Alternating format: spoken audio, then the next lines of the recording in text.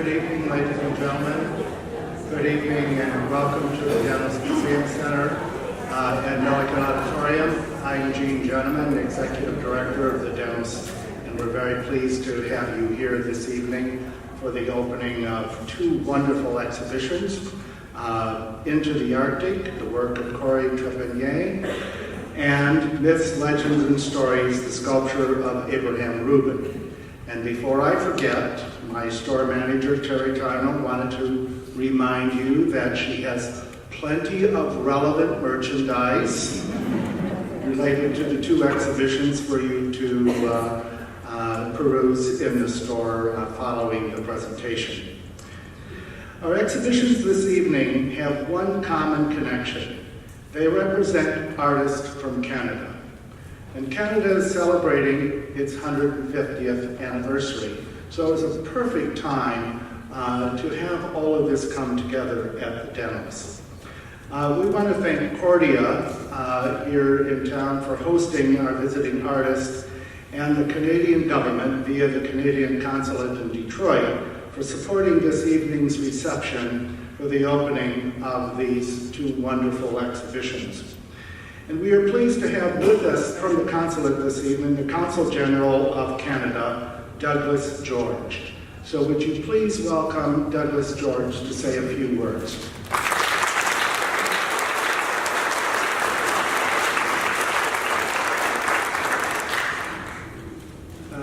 Thank you very much, and thanks especially to Gene Gentleman for organizing this and inviting us to take part.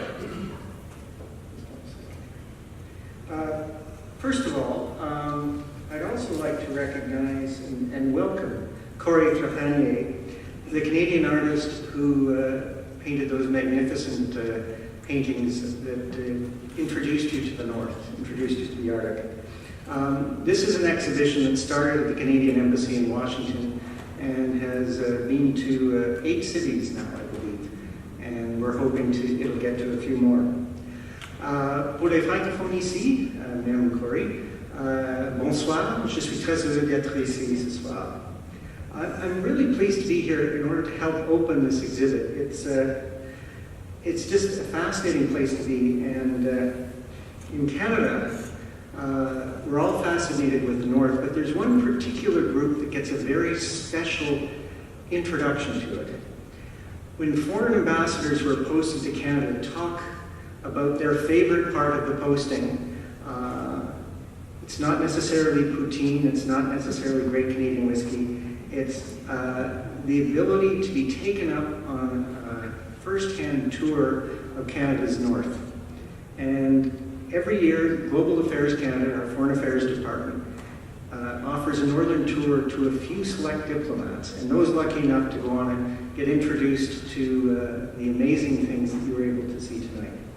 So when the ambassadors go up, they get to meet the locals, see the fascinating terrain, and understand the joys and really the challenges of trying to work and live in the Arctic. If you've seen the exhibit, and I'm sure you all have, I don't have to tell you about the stunning majesty and, in many ways, the extreme challenges of the terrain in Canada's north. What you may not know is this encompasses 2/5 of Canada's landmass and 2/3 of our coastline. And it's an area of roughly 1.4 million square miles. And it's an area of great contrast, from the boreal forests in the subarctic region to the tundra, permafrost, and barren landscape of ice and snow in the Arctic. Most of the population up there lives in isolated communities scattered across the region, with the majority living in the capital cities up there. But I wanted to talk a little bit about the people of the North, and specifically the Inuit, who you may have referred to as Eskimos, or the Aboriginal people of the North. They are the first Canadians. Their ancestors crossed the Bering Land Bridge from Asia, like all of Canada's original First Nations. And about 45,000 of them live in 53 communities in Labrador, Quebec, Nunavut, and the Northwest Territories. But I want to give you a sense of contrast of how sparsely populated the North is. 36,000 people live in the territory of Nunavut, which has 770,000 square miles. Compare that to one downtown electoral district in Toronto, which has a population of 130,000 people living in only 5 square miles.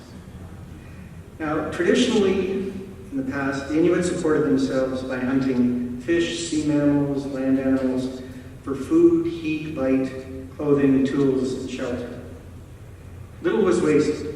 There was no pollution, and apart from natural trends, people and animals lived in harmony with a land that most of the people from here in the south would find hostile in the extreme. Today's Inuit have adapted to the changes brought by us, the West, and it's not uncommon to see an Inuit fishing through a hole in the ice while talking on a mobile phone, or drinking a can of Coke while driving a dog sled. Now, I can't come to the Dennos Museum without talking about Inuit art. And there's a very strong tradition of carving ivory, bone, antler, and stone, and this grew into artistic disciplines admired and collected around the world. And some of the very best examples can be found right here in the museum. And when the new rooms open, there'll be much more space to enjoy the Dennos Museum's fantastic collection of Inuit art. Now, it's not just here that it's appreciated, it's across Canada. And personally, I have a number of interesting pieces, including a soapstone carving by an Inuit fisherman by a well-known Canadian Inuit artist called Duka Sami.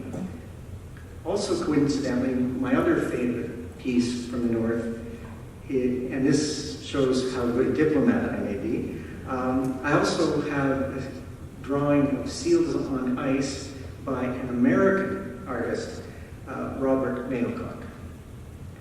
Now, you can't have a diplomat talk to you without some talk of international relations. So there's many challenges facing the Arctic, and there's a handful of countries from around the world that actually have space, have territory in the Arctic, and we cooperate together. But our closest cooperation is with the United States. You're our premier partner in the Arctic, and Canada is working and committed to furthering our cooperation. We've long cooperated on issues like science and technology, environmental protection, infrastructure development, and necessarily surveillance. And we look forward to continued cooperation in the future with the Americans. You've been introduced to Canada 150 by Jean. I'll tell you one interesting thing about it. We are celebrating across Canada. We don't just celebrate on July 1st, Canada Day. We are celebrating our 150th all year long. And while there's only a few months in the year, one thing you may want to think of is all of Canada's national parks are free this year. So if you ever want to visit Banff, Jasper, any of our other great national parks, this is the year to do it. So finally, and in conclusion, which I'm sure are the favorite words you've heard in any speech, the Government of Canada is pleased to help support the exhibition which is open tonight. And I really have to turn to Cory and congratulate him for creating such a wonderful collection and sharing it with us here in Traverse City. And I hope you will continue to be fascinated and amazed by the beauty, majesty, and challenge of Canada's North. And in closing, I would just to say thank you, merci beaucoup.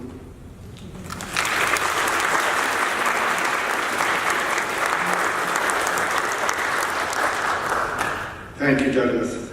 I have to say that I skipped right over the introductory remarks to introduce Douglas, so I'm going to do it now. He's a career diplomat with over 30 years of experience, most recently serving as Canada's ambassador to Kuwait. So I guess when he's not in the Arctic and wants to warm up, he goes to Kuwait. Recognized as a trade policy expert, and he has served Canada in a variety of roles in this area of his expertise. So if any of you want to talk trade policy afterwards, I'm sure he'd be happy to do so. Well, our program this evening was to involve two artists, both Abraham Rubin and our next speaker. But Abraham got into some complicated flight issues and ended up not being able to be here this evening. Our program has been put together by Jason Dake, who is our curator of education here at the Dennos. And so I want Jason to come up and say a few words of introduction for Cory and tell you a little bit about what else will be going on while Cory is here. Good evening. I spent some time with Cory and his art the last few days, from unloading a 900-pound crate to hanging and lighting the works, along with help from our registrar, Kim Hannanen, and of course the volunteers that were mentioned earlier. And in that time, I've come to really enjoy not just these masterfully painted landscapes of places most of us will never see in person, but also the stories that go along with it. And Cory is a great storyteller, as well as a painter, explorer, photographer, filmmaker, etc., etc., etc. I should add to that a father. He seems like a great father as well. So you're in for a treat to hear him firsthand about his experience in the Arctic. I also want to encourage you to extend your experience by coming to the State Theater tomorrow, Sunday, at 1 p.m. for a special screening of Into the Arctic 2. There is a trilogy, so there's a third in the works, so I suppose this is the Empire Strikes Back of Into the Arctic. It's a very good film, runs about 90 minutes, but the best thing is that Cory will be there as well, so you can continue the conversation and ask him questions about the film. That'll be 1 p.m. On Sunday tomorrow at the State Theater. It is free. The popcorn probably is not. Cory also had a chance to present a brief program with residents at Cordia Senior Living Community today. They were delighted to host him. As mentioned, he was staying there, so I thank again Cordia for their hospitality. And a brief note that I did speak with Abraham this morning. He was very apologetic. We're going to work on seeing if we can't get him out here at some point. There will also be a Q&A tonight after Cory's program, so please get your questions ready. Thanks for being here. Please give a warm welcome to Cory Trépanier. Thank you very much. You know, I kind of like to think of it more as the two towers in Lord of the Rings, for those who are following trilogies. All right, we're all up there. Well, it's a pleasure to be here tonight. Thank you so much for the hospitality all around. And it's a true honor and a privilege to be at the Dennos Museum Center. And before sharing a few words about painting the Arctic, I'd like to recognize a few individuals of the many, many that have helped make this exhibition possible. To Jean, Jason, your incredible team of volunteers, docents who I was speaking with yesterday, all of you, thank you for choosing to share my passion for the Arctic in this wonderful venue. Though not here, I do owe a huge and wonderful thank you to my wife Janet and her daughters Andy and Sydney. Jason mentioned I'm a dad. You'll understand why, because not only have they been incredibly supportive of my efforts as an artist, they've been actively involved in some of my expeditions, including the very first expedition to the Western Arctic, where we went as a family. To my curator and tour director, David Wagner, who has tirelessly worked on promoting our exhibition so that now, after the embassy, as mentioned, we're up to 8 museums and more to come. So it's been a wonderful effort to bring Canada across the U.S. And to my collectors, and it's their faith and support that made it possible for me to enter into the Arctic in the first place. Way back in 2006, I shared my vision with a number of them who decided that, for some reason, it would be a cool idea to pre-purchase paintings that didn't exist from this guy who said he would go travel across the Arctic and do these expeditions. Well, their faith allowed me to take that first big step up north, and I'm grateful, and we even have a couple of them here in the audience, so thank you for coming out. You know who you are. A special thank you to the Inuit that I've traveled with, who shared their culture with me and helped me to see the Arctic through their eyes, and as I go through my presentation, you'll get a sense of how that unfolded in the field. And I'm also most grateful for the support of One Ocean Expeditions, whose ship picked me up from Devon Island during my last expedition after 7 weeks of traveling across the north and gave me a much needed break. I traveled with them for 2 weeks, and then since they've come on board to help bring this tour across the U.S. and to you folks. So grateful for them as well. So over a decade ago, I began to think about painting the wild places of Canada. I'd actually done a project prior to the Arctic where I painted Lake Superior and Georgian Bay shorelines in Canada for about a month in each season. It was a family journey as well when our daughters were 2.5 and 5 years old. We went in the fall, the winter, we did our first film from that, did our first tour, and I stepped back from that and looked at what might I do next. I painted around Caledon, where I live, which is just northwest of Toronto, about 45 minutes out of the rolling hills. And after the summer of 2005, doing a number of local paintings, barns, and all that kind of stuff I love to paint too when I get a chance, I started to look at the map more closely. And as I did that, I kind of came across this nighttime view of North America. What's amazing about it is it's really easy to see the Canadian border. Just look at where the lights end, pretty much. And then look further north. And as I looked at that, I started to realize that if I was to ever really be able to pursue my passion to paint the wildest places in Canada, then I got some traveling to do. There's a whole lot further north to go. So in 2006, I stepped out for the first of 4 expeditions into a land that's rarely seen by other humans. A place of majestic, raw, wild, and wonderful that's caused me to spend most of my last decade trying to capture it all on canvas and film. And here's where I went. That's not where I went. That's the wrong button. This is where I went. That oval up there defines pretty well everything north of the Arctic Circle up to the top of North America, which is Ellesmere Island. As Mr. George said earlier, almost 1.5 million square kilometers of raw wilderness above the Arctic Circle. And for me to have the slightest chance to paint this land in a way that I feel would be meaningful for me as an artist, I needed to live in it for a while. I needed to breathe in it. I needed to experience it as fully as possible. Maybe then I could be in a position to create art that could convey what I would feel when I'm out there. And this is what the journeys look like. A number of you have seen the map already in the exhibition. Feel free to have a closer look, but in essence, for those who didn't see it, it kind of outlines the 4 expeditions that I did. The first one on the left in yellow was when I traveled with my wife and daughters for 2.5 months. We left our home north of Toronto and drove across Canada in an RV with a big 20-foot canoe on the roof and extra gas cans on the back and propane tank, and hoping we weren't going to be rear-ended on the 401. And then we parked our RV at the end of the Dempster Highway, which is an adventure in and of itself. It's dirt, it's mud, and when it rains, it becomes like slippery snot. And you're elevated above the tundra. And so if you go off, you're done.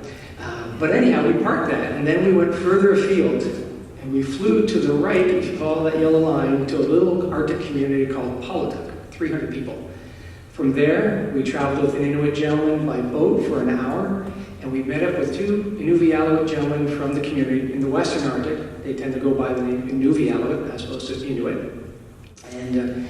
And then we met up with these 2 fellows. They had quads, 4-wheelers, and on the back, one was a trailer, and the back of the other was a komatik, an Inuit sled, adapted for summer use, which I didn't know they did. They generally are pulled over the ice and snow, but they put metal runners underneath each side of it. And in that komatik, we packed all our gear and made 2 little seats and dropped our kids in there when they were 7 and 11. It's like a whole lot of girls. And off we went for 11 hours across the tundra. So we got to the edge of Tuktanogai National Park on this incredible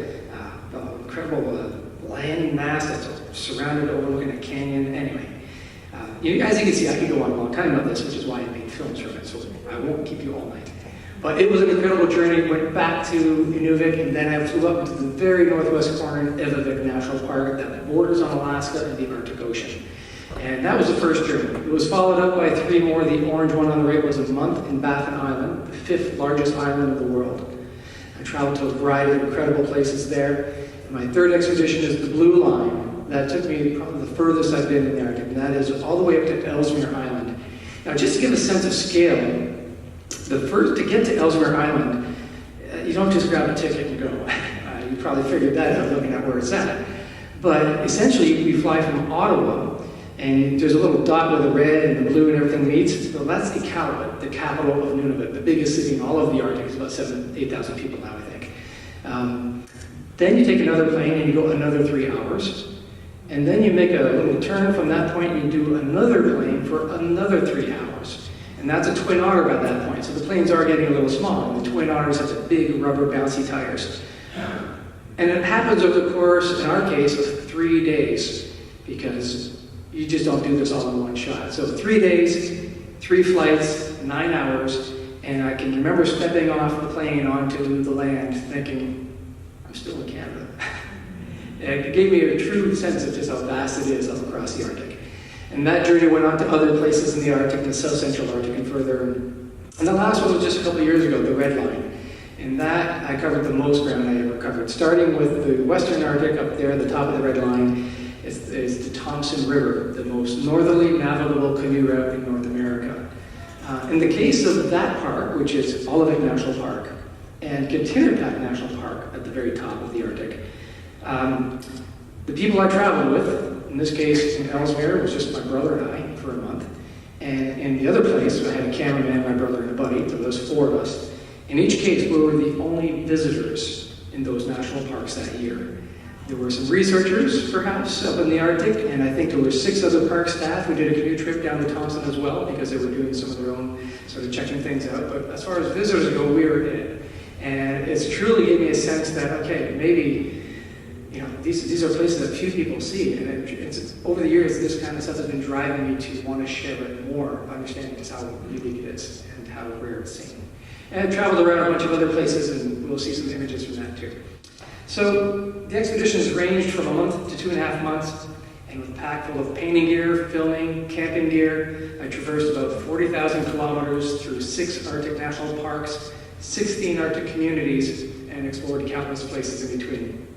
And I traveled by plane, helicopter, ship, boat, canoe, and on foot. And with often only the basics of hiking boots and a backpack to go with me. But it was worth it all to get to places like this. Up on Ellesmere Island, facing Henrietta Naismith Glacier, an incredible world so far removed from civilization. And by going to places like this, I was hoping that I might be able to maybe get some paintings done that not many people have ever painted before, like they'd ever set up an easel, and therefore set up my easel on location. That is my process. As much as possible, I start my paintings in the field, and occasionally we'll make larger works based on those studies. But I do start them up there and then finish them. So the works you see in the collection, all the small paintings you see up there, were all started on location. In some cases, I had to scrape sand out of them, or mosquitoes and whatnot, but they came back from the field, they traveled the distance, and then I finished them up later. So that large version, the 5-foot painting, which is in the gallery right now, it's called Tenkri Vista. I certainly had a lot of views up the mine alone. You may see this image on the board on the way in, and the story behind it in a nutshell is that canoe I traveled with in a bag. I brought it up with me on the plane because there's no way I could bring a big bag with me on a commercial jet very easily, so I said, let's just find it. So this is called a pack boat. And when I got up to the Arctic from Baffin Island, and again, went out with Billy Harnicock by boat, we stayed at his camp. I was then in a position to try to get to this iceberg. So I unrolled the canoe, because it's like a big vinyl rolled up sausage, I guess, and then put aluminum armature inside it, and paddled off and had a chance to set up my easel and paint this painting here. And the purpose again behind it is to try to get to know my subject more closely, so that I'm in a position to put more back into this painting. I was amazed, though, at the variety to be found across the north. You know, there's a lot of people who have told me you should bring lots of white paint. You're going to the Arctic. But in fact, there's a lushness in the Arctic that can be found in many places at different times of year. Arctic Sentinel up here, the tundra is just starting to turn into its fall colors in the Western Arctic. So that was an eye-opener for me, because before this project I had never been to the Arctic, so it was all new for me. There were places of incredible history as well, like Fort Conger, the site of the worst, most awful early Arctic expedition done by the U.S. 27 men went out, 20 of them died. It It's a whole story that I explored in the film that I did as well, because it's just so fascinating in addition to the landscapes to encounter the history. And I don't want to show you too many paintings because you can see them in person, but some of them have really unique stories. This one has a story that came after the fact. This painting, which is 8 feet wide in the gallery, actually hung in a special place for about a year over at the Embassy of Canada in Washington, D.C. back in 2015. And if I can put my diplomatic relations hat on, which I don't really have on, I love trying, it was interesting for me to be injected into this world. It was at a time when Canada had you can correct me on this if I'm wrong, Mr. George, but we had the chairmanship of the Arctic Council of Nations for 2 years. And at this point in the world's history, we were preparing to hand it off to the U.S. And so the then ambassador to the U.S. Had set up the room next to his office as the Arctic room and had various Arctic pieces.